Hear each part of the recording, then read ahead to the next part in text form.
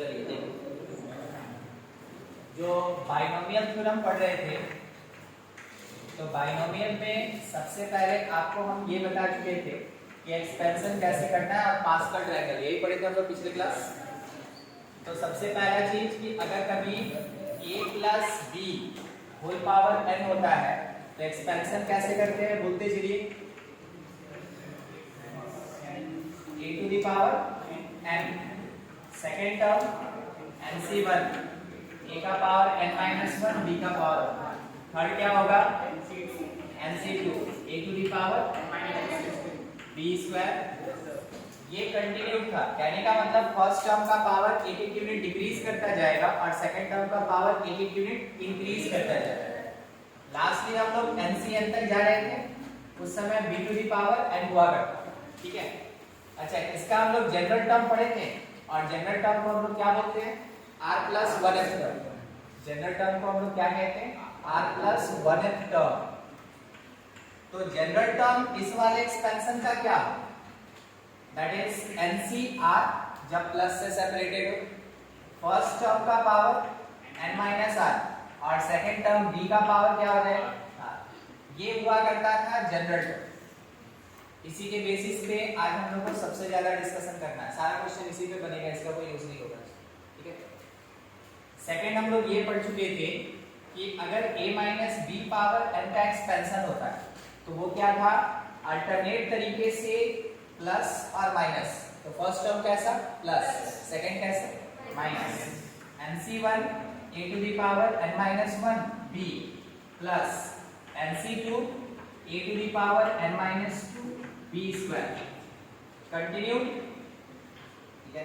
Last term में क्योंकि n का वैल्यू हम लोग को पता नहीं है कि इवन है या ऑड है, तो -1 का पावर n डाल देंगे और इसके साथ में क्या आ जाएगा, NCN b to the power.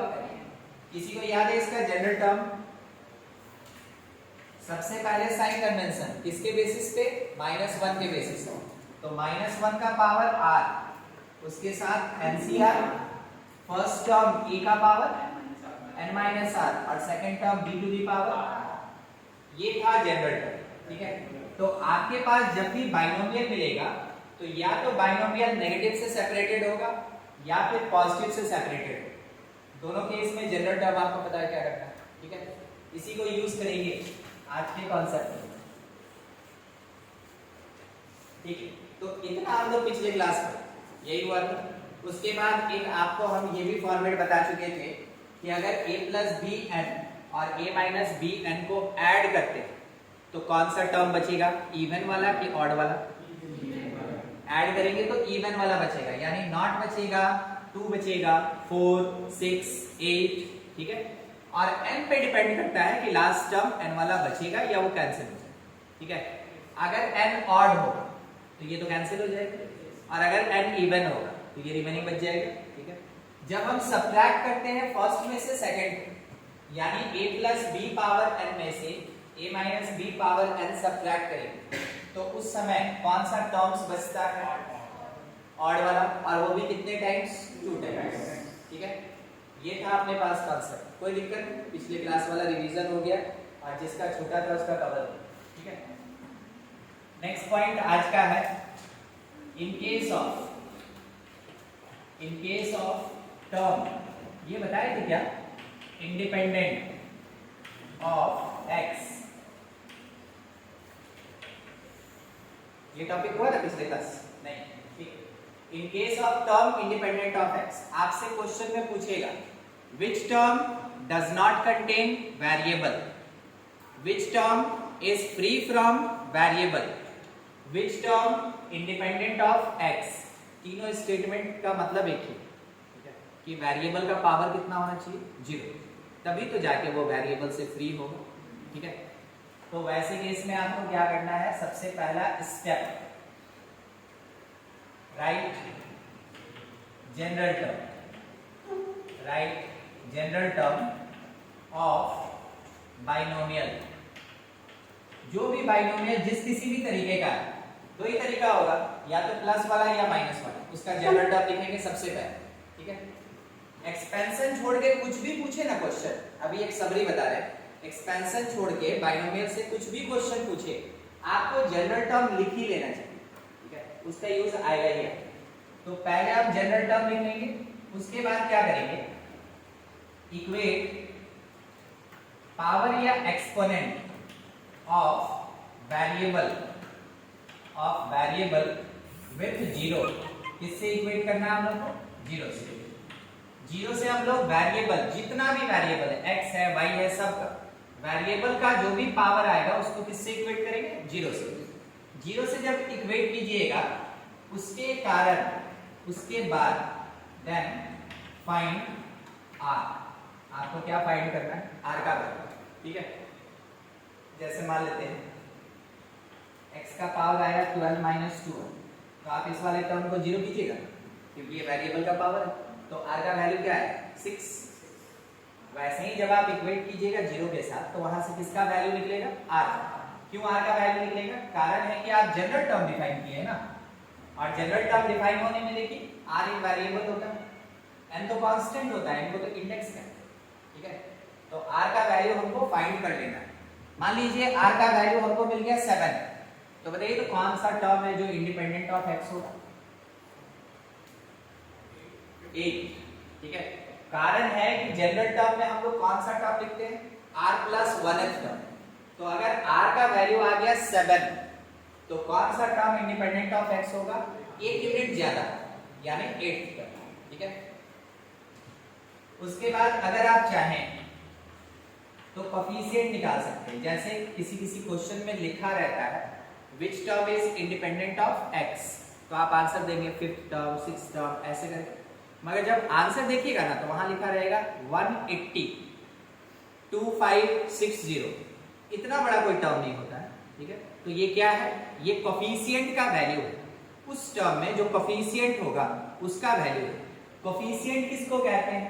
Other than variable, जो भी कांस्टेंट क्वांटिटी होगा उसको कोफिशिएंट कहते हैं, ठीक है।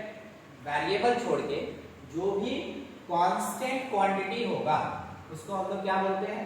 कोफिशिएंट है। जैसे मान लीजिए अगर लिखा हुआ है बाइनोमियल 3x माइनस 2 का पावर 7, ऐसा कुछ दिया, ठीक है। हम इसका जनरल टर्म डिफाइन करेंगे। जनरल टर्म हम कैसे लिखेंगे इसका? r plus 1th term. सबसे पहले माइनस है तो -1 का पावर r, ठीक है। उसके बाद फर्स्ट टर्म का पावर यानी 3x का पावर कितना हो जाए? 7 माइनस r, और सेकेंड टर्म जो 2 है इसका पावर क्या हो जाएगा? r, यही होगा ना, ठीक है। अब इसमें आपको पता चल रहा है कि कौन वेरिएबल है और कौन कौन कांस्टेंट है। एक चीज मेरा छूटा, कोई बोलना चाहेगा? 7cr ना। तो यहाँ पे कोफिशिएंट कौन? यहाँ कोफिशिएंट है -1 का पावर r, जो साइन देगा। यहाँ कोफिशिएंट है 7cr, यहाँ कोफिशिएंट है 3 to the power 7 minus r। देखिए x को नेगलेक्ट कर दिया। यहाँ कोफिशिएंट है 2 टू दी पावर, ये पूरा का पूरा कोफिशिएंट, समझ गए? तो किसको बाइनोमियल में कोफिशिएंट कहेंगे? किसी टर्म का वेरिएबल छोड़ के जो भी कांस्टेंट क्वांटिटी बचेगा उसको हम कोफिशिएंट, ठीक है। तो बाय द वे आप r का वैल्यू निकाल चुके हैं, है ना। अब उसके बाद आपसे ये बोला कि कोफिशिएंट फाइंड करो जिस टर्म का, जो टर्म फ्री फ्रॉम x है। तो कोफिशिएंट यहाँ पे कितना होगा जो भी रहे, तो बेसिकली NCR होगा। बेसिकली क्या होगा? NCR। मगर हम नहीं बोल रहे ऑलवेज, हम बोले जनरल तौर पे ये हो। कहीं अगर आ गया कुछ मल्टीप्लायर तो आपको पता है ना कि क्या करना है, ठीक है, वो कोफिशिएंट होगा। किसी को दिक्कत नहीं। अब दो ही चीज हो सकता है, या तो कोई टर्म निकलेगा फ्री फ्रॉम x, या तो कोई टर्म नहीं निकलेगा फ्री फ्रॉम x। यानी बाइनोमियल एक्सपेंशन में कोई जरूरी नहीं है कि कोई एक टर्म फ्री फ्रॉम x हो, ये भी हो सकता है। तो अभी हमको नहीं पता, हम एक क्वेश्चन दे रहे हैं, बनाने के बाद हम लोग को पता चलेगा फ्री फ्रॉम x है या नहीं, ठीक है। लिखा है क्या? x² माइनस, चलिए प्लस ले 2/x, और इसका पावर लिखा हुआ है 8, ठीक है, ऐसा लिखा है। हम लोग इसको सॉल्व करेंगे। तो हम एक काम करें, हम इसको 9 ले लेते हैं, थोड़ा काम आ जाएगा। 9। जैसे हम इसको 9 ली तो पहला काम क्या करेंगे, r प्लस 1th टर्म कैसे लिखेंगे, ये प्लस वाला है तो फर्स्ट वाले कॉन्सेप्ट से चलेगा, ठीक है। क्या लिखेंगे, n c r x square का power n minus r, second term 2/x का पावर क्या हो जाएगा r।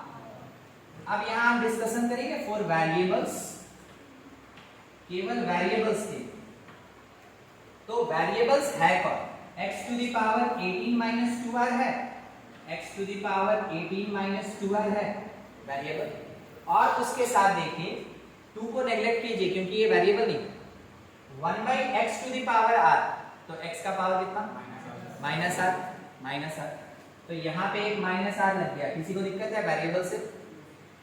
और ये क्वांटिटी क्या करेगा, x का पावर 0 कंटेन करेगा, जो भी पावर रहेगा वेरिएबल का उसको किससे इक्वेट करना है, 0 से, हो गया।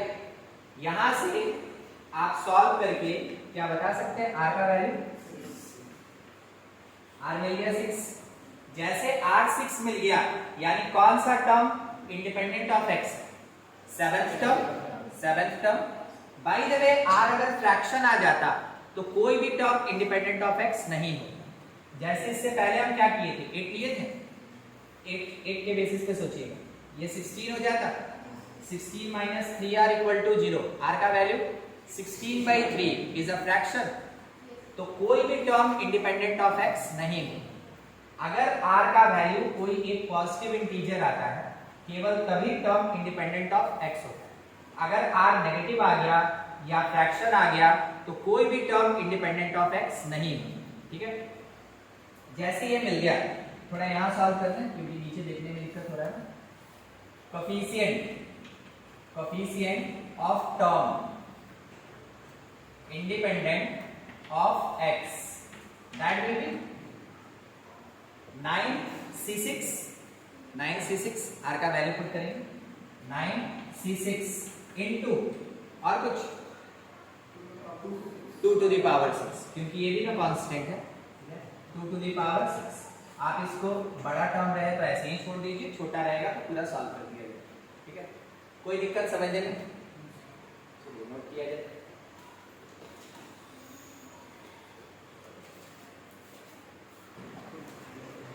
देखिए नेक्स्ट क्वेश्चन जो था, क्वेश्चन अपने पास ये था 2x square minus 3/x³ whole power 25, इसमें चाहिए था coefficient of term independent of x, ये था अपने पास क्वेश्चन।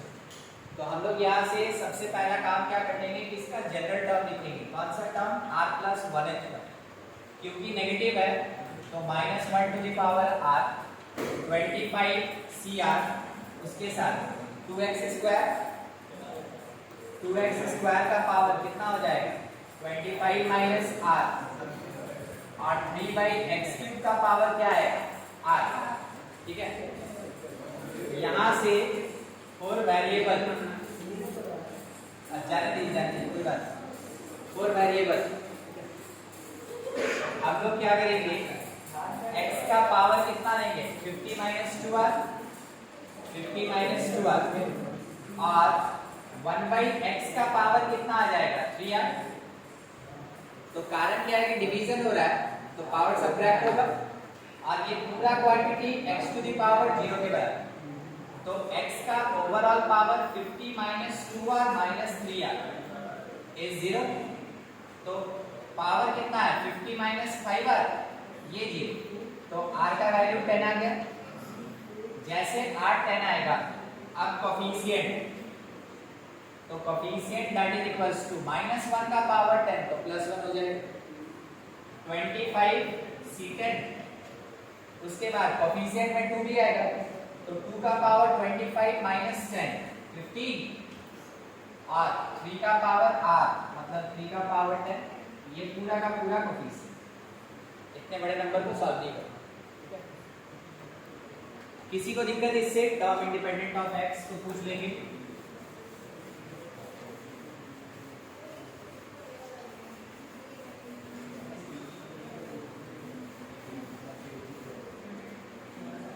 नहीं है। चलिए नेक्स्ट क्वेश्चन इसी में, क्वेश्चन में ये बोला गया find coefficient of x to the power 9 in expansion of x minus plus 2 by x whole power 13, x plus 2 by x whole power 13 में हम लोग को चाहिए कोएफिशिएंट, किसका चाहिए, x to the power 9। तो जैसे टर्म इंडिपेंडेंट ऑफ x में आप किससे इक्वेट करते थे, 0 से, यहाँ पे आप किससे इक्वेट करेंगे, 9 से। ठीक है, सबसे पहला चीज general term r plus 1th term that is equals to 13cr, first term 13 minus r और सेकंड टर्म का पावर आ जाएगा r। उसके बाद क्योंकि वेरिएबल दिया है तो 4 वेरिएबल बात करेंगे हम लोग। 4 वेरिएबल हम लोग ये लिख सकते हैं x to the power 13 minus r, और यहाँ से सोचिए माइनस r, तो कितना हो गया, is equals to x to the power 9। तो 13 माइनस 2r किसके इक्वल, 9। तो यहाँ से 2r कितना आएगा, 4 ना, तो r का वैल्यू क्या आ गया, 2। r का वैल्यू 2 आ गया। r अगर 2 आ गया तो कौन सा term, third term, therefore third term यानी t3 contain x to the power 9, और इसका जो कोएफिशिएंट होगा दैट इज इक्वल्स टू, आप यहाँ ऑलरेडी देख चुके हैं, तो क्या लिखा जा सकता है, 13c2 इसके मल्टीप्लिकेशन में 2 to the power 2। तो ये छोटा टर्म है, इसको सॉल्व कर सकते हैं। ये कितना होगा, 13 into 12 by 2, 13 into 12 by 2 कितना हो गया, 78। ठीक है, 78 और मल्टीप्लाइड बाई 2 का स्क्वायर 4, तो ये कितना देगा, 32 और 28 और 3 31, 312 दिया जाएगा आंसर। तो जहां छोटा रहेगा वहां सॉल्व करके आंसर दे दीजिए, जहां बड़ा रहेगा उसको सॉल्व नहीं कीजिए। ठीक है, चलिए ये था अपने पास कोएफिशिएंट से रिलेटेड पार्ट, नोट कीजिए। तो फिर अगले सेक्शन में आगे बढ़े।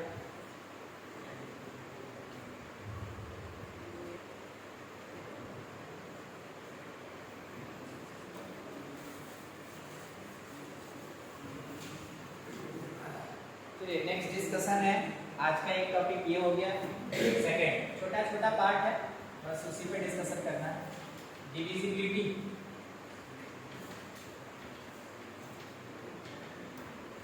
Divisibility problems. एक्चुअल में आपके पास एक एक्सप्रेशन दिया रहेगा n के टर्म्स और बोलेगा so that it is divisible bye 676, या फिर लिखा हुआ रहेगा 64 या लिखा है 49, ऐसा कुछ भी। ठीक है, एक बार हमको बताइए उसको 12 नंबर क्वेश्चन फर्स्ट में। हाँ, prove that 2 to the power 3n minus 7n minus 1 is divisible by 49। ऐसा आपको 4-5 क्वेश्चन मिल जाएगा आपके बुक में।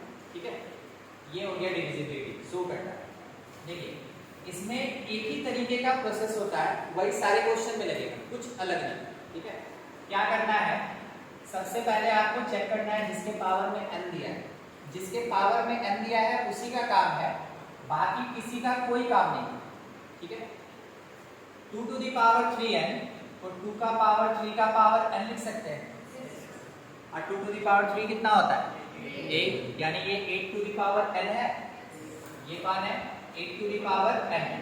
अब 8 को हमको क्या करना, बाइनोमियल बनाना, 8 को बाइनोमियल। तो कोई लिखेगा 5 plus 3, कोई लिखेगा 6 plus 2, कोई लिखेगा 7 plus 1, ऐसे। सबसे अच्छा इसमें सुटेबल कौन, जिसमें 1 हो, जिसमें 1 हो, है ना, 7 plus 1, और जिसमें 1 रहे उसमें 1 को हमेशा फर्स्ट पोजीशन रखना है। कहाँ रखना है 1 को, फर्स्ट। अगर आप इधर उधर करेंगे तो क्वेश्चन बनेगा थोड़ा मुश्किल से, समझ गए ना। और अगर आप सिस्टम से उसको अरेंज करते हैं क्वेश्चन डायरेक्ट बनेगा।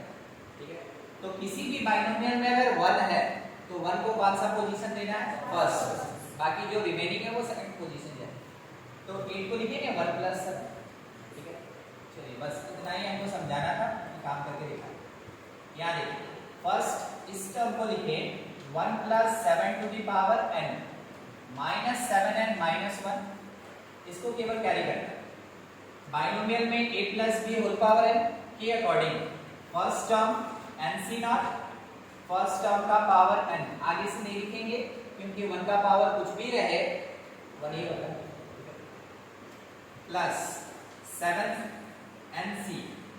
nc1, उसके बाद एक 7 आएगा, फिर प्लस nc2 7 स्क्वायर आएगा, nc3 7 क्यूब आएगा। समझ में आया कि 1 को पहले लिखना ताकि 1 लिखना ही नहीं, ठीक है। कंटिन्यूड है lastly ncn 7 to the power n, ये बाइनोमियल हो गया, उसके साथ -7n -1। कोई दिक्कत हुआ किसी को? नहीं। nc0 का वैल्यू कितना, 1, ठीक है। nc1 का वैल्यू कितना, n, तो 7n हो जाएगा। उसके बाद वाले टर्म को देखिए 7 का पावर 2, 7 का पावर 3, 7 का पावर 4, 7 का पावर 5, 7 का पावर n में से क्या कॉमन ले सकते हैं, 7 स्क्वायर, 7 स्क्वायर मतलब 49 हम कॉमन ले लिए। उसके बाद remaining part nc2 plus nc3 के साथ एक यूनिट का 7 होगा एंड सो ऑन, यहां तक हम पूरा फुलफिल कर दिए। -7n -1, कोई दिक्कत मेरे लिखने से ऐसा।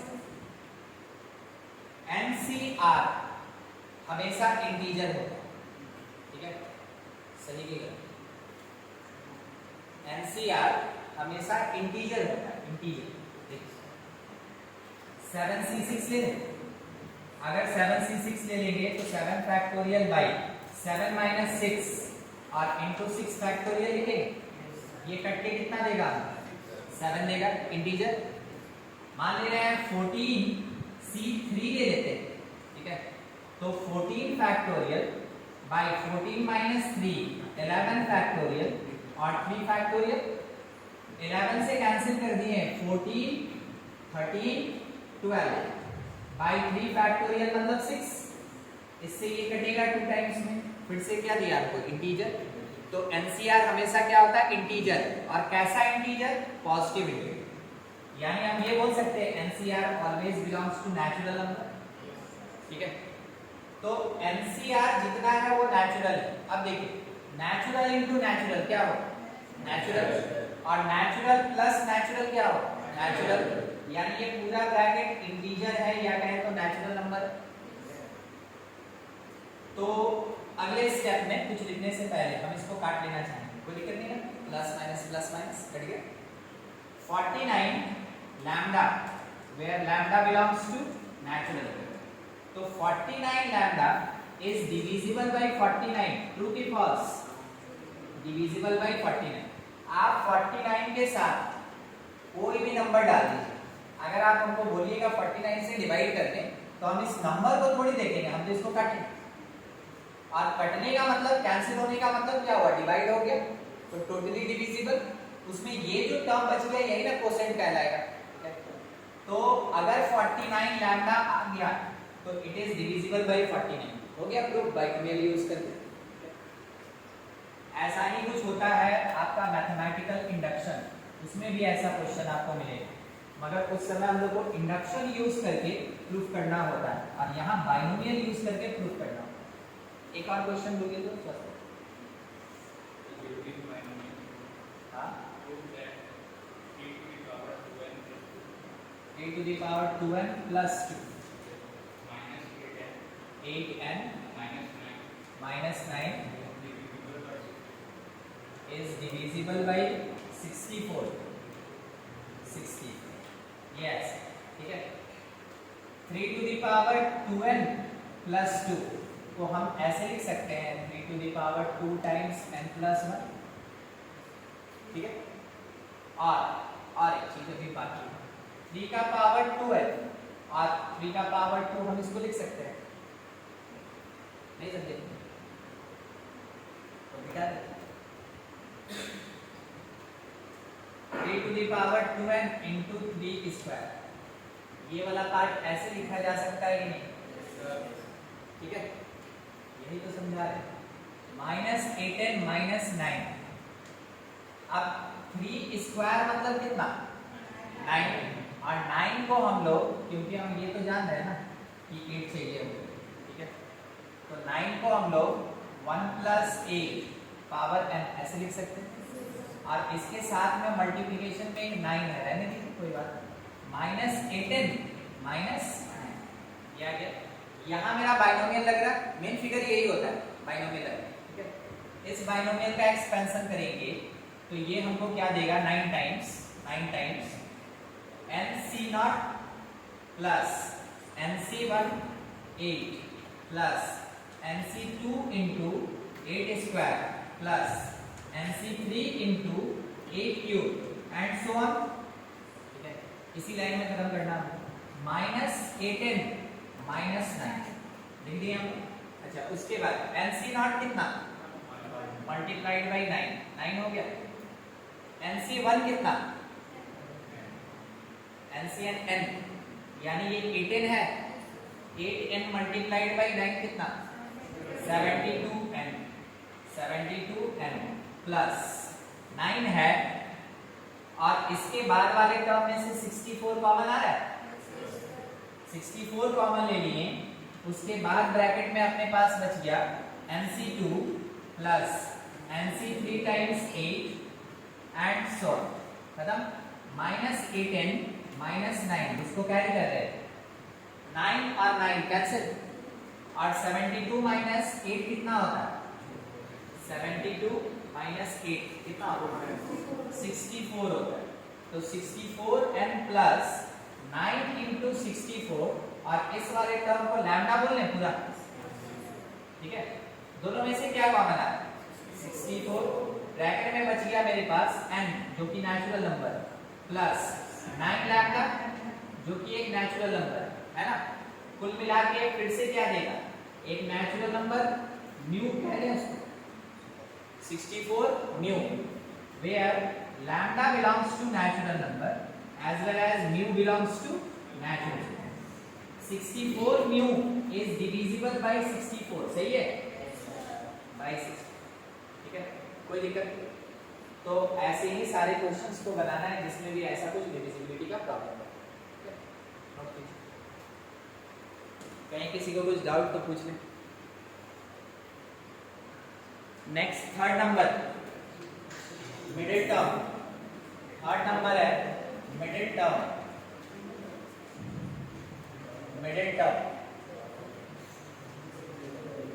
देखिए, मिडिल टर्म का हिंदी बताने का जरूरत नहीं है, ठीक है, एकदम बीच वाला टर्म, एकदम सेंटर पे जो होगा वो। तो इसमें क्या है ना कि हम लोग को दो टर्म में डिस्कशन करना पड़ता है। सबसे पहला क्या होता है? एक इंडेक्स। तो अगर अपना n ऑड हो जाए तो वैसे केस में number of terms in the binomial कितना होगा? n+1। n+1 कहने का मतलब वो इवन नंबर ऑफ टर्म्स होगा, ठीक है। अगर इवन नंबर ऑफ टर्म्स है तो कितना मिडिल टर्म आएगा? 2, ठीक है।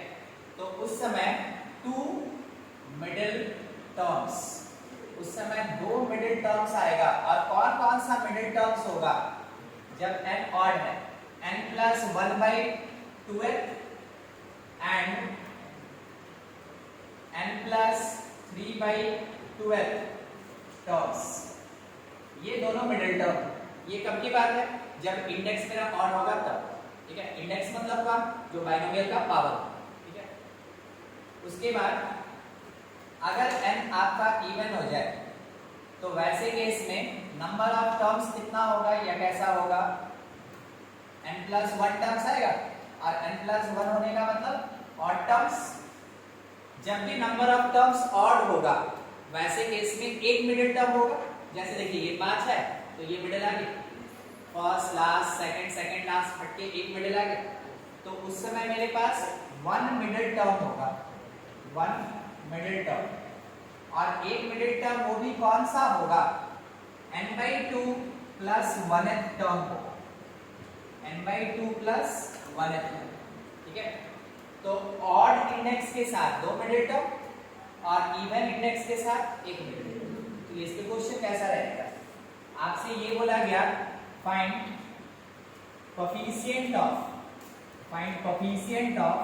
मिडिल टर्म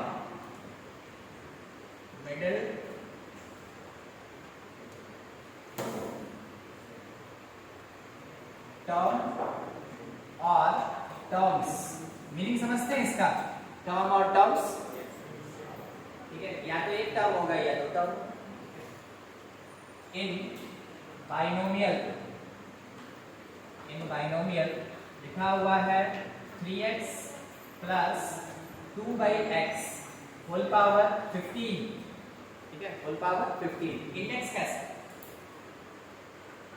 इंडेक्स 15 है, 15 होने का मतलब ऑड है, तो ऑड का केस लगाएंगे।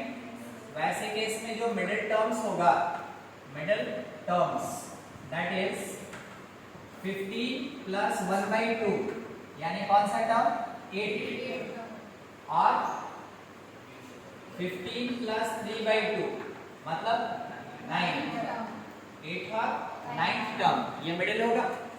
अब इसका कोफिशिएंट चाहिए, तो हम यहाँ से जनरल टर्म का एक्सप्रेशन लिख रहे हैं। तो TR+1 कितना 15CR, 3x का पावर 15 माइनस r और 2/x का पावर क्या हो r। इसको चाहिए कोफिशिएंट, तो हम पहले T8 लिख लेते हैं, फिर T9 लिख लेंगे और उसका कोफिशिएंट लिख लेंगे। तो T8 का मतलब r के प्लेस पे क्या पुट करना है, 7 पुट करना है। तो 15C7 3x to the power 15 minus 7 into 2/x to the power 7 हो गया। जब हम T9 निकाल रहे हैं तो r के प्लेस पे क्या पुट करें, तो 15C8 फर्स्ट टर्म 15 माइनस 8 मतलब 7 और सेकंड टर्म 2 माइनस x का पावर कितना आ जाएगा 8। अब इसमें हमको कोफिशिएंट्स चाहिए, तो कोफिशिएंट ऑफ T8 मतलब 8 term is 15C7 into 3 to the power 8 और 2 to the power 7। और जब हम कोफिशिएंट ऑफ T9 निकालेंगे तो इस 15C8 के साथ 3 का पावर 7 और 2 का पावर, कोई दिक्कत समझने में।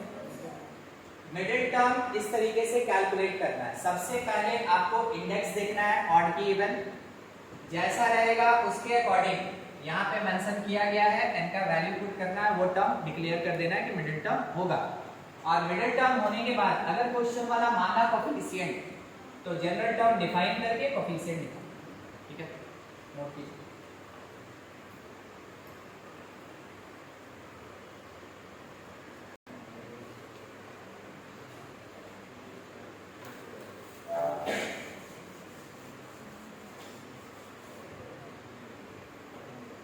इसी में इसी से रिलेटेड है थ्योरी, ठीक है। फोर्थ है ग्रेटेस्ट कोफिशिएंट।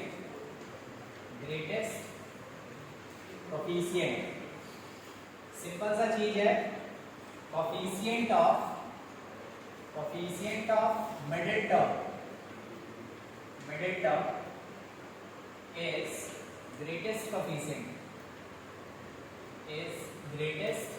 कोफिशिएंट।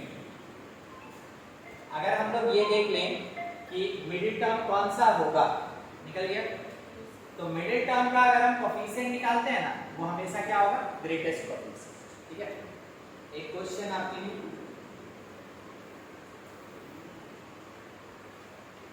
बोला गया, find greatest coefficient of 2x minus 1 whole power 13 को 12 कर दीजिए, 2x minus 1 whole power 12, इसका ग्रेटेस्ट कोफिशिएंट। तो जिसका नोट करना हो जाएगा, सॉल्व कीजिएगा। इसको बनाने का तरीका क्या है, पहले मिडिल टर्म फाइंड कर लेंगे और मिडिल टर्म फाइंड करने के बाद उसका जो कोफिशिएंट निकालेंगे वही कौन होगा, ग्रेटेस्ट कोफिशिएंट, ठीक है। कंप्लीट कीजिए। चलिए आगे कुछ और क्वेश्चन।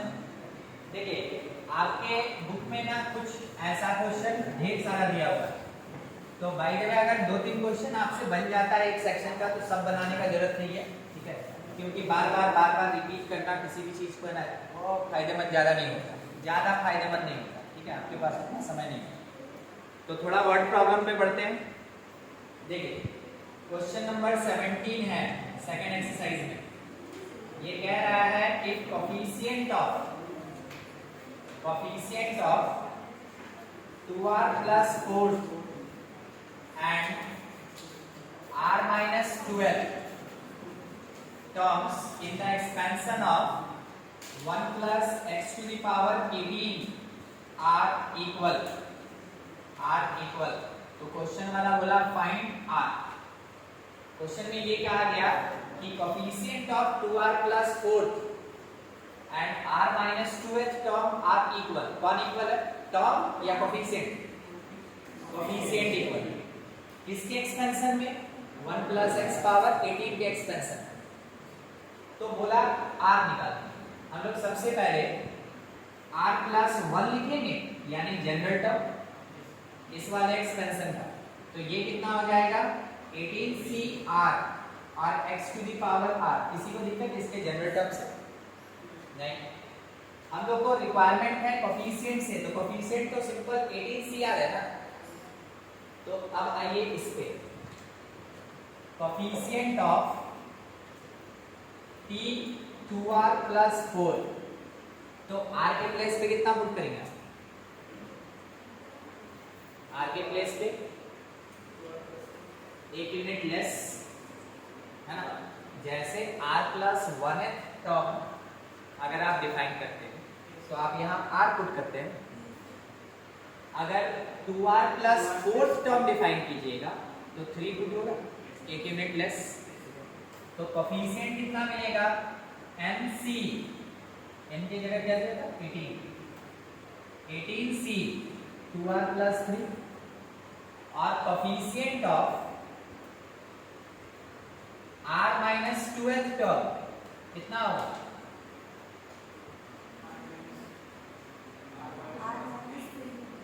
r minus 3 पुट करेंगे, r minus 3 18c r minus 3। अब क्वेश्चन वाला ये कह रहा है कि ये दोनों बराबर है, तो 18c 2r plus 3 is equals to 18c r minus 3, ये ऐसा हो जाएगा। जब ये दे दिया तो बाइनोमियल का काम खत्म हो। अब किसका काम स्टार्ट हुआ? कॉम्बिनेशन। कॉम्बिनेशन के प्रॉपर्टी में पढ़े nc x अगर nc y के इक्वल होता है तो x plus y n के इक्वल होता है, ठीक है। कौन सा प्रॉपर्टी एक बार बोल दीजिए तो सुन लेते हैं। सिंस इफ बोला कीजिए nc x equals to nc y, then क्या होता है? x plus y equals to n, ठीक है। हर एक सब्जेक्ट का अपना लैंग्वेज होता है ना, बोलिएगा तो उस पर कमांड हो। ये है x के जगह, ये है y के प्लेस पे, और ये पूरा क्वांटिटी 18, ये और ये कैंसिल। 3r अगर 18 है तो r का वैल्यू क्या आ गया? r आपके पास 6 आ गया, बस r ही तो चाहिए था इस क्वेश्चन में, और तो कुछ रिक्वायरमेंट नहीं था, ठीक है। अगर बाय द वे कुछ और मांगता तो r निकल गया है तो कुछ भी निकल जाता, ठीक है। हर चीज के लिए तो कैपेबल है। नेक्स्ट क्वेश्चन में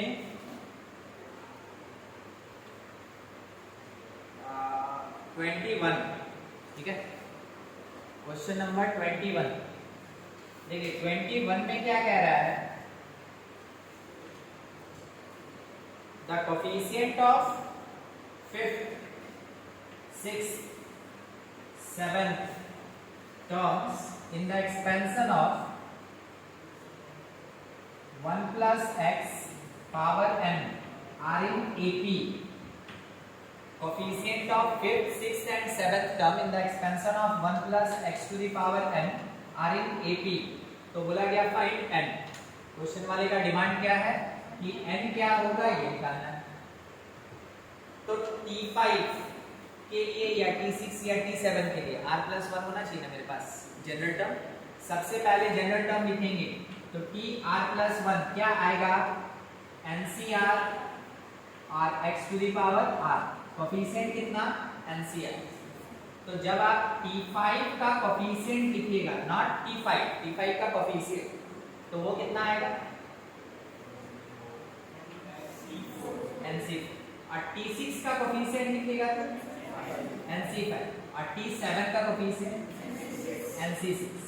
तो क्वेश्चन वाला ये कह रहा है कि NC4, NC5, NC6 are in AP, और AP का कंडीशन क्या होता है, जब 3 टर्म AP में होता है तो 2 time the middle that is equals to first plus last, ठीक है। तो हम यहाँ कंडीशन क्या लगा सकते हैं, 2 into NC5 is equals to NC4 plus NC6। ऐसा क्वेश्चन आप कॉम्बिनेशन में बनाए, ठीक है। तो सॉल्व करना आपकी चीज है, ठीक है। नोट कीजिए, कहीं कुछ दिक्कत है वर्ड प्रॉब्लम में, और कुछ नहीं। अलजेब्रा है तो कितना बड़ा वर्ड प्रॉब्लम देगा, केवल कंडीशंस के अकॉर्डिंग हम लोग को इक्वेशन बनाना है, सॉल्व करना है।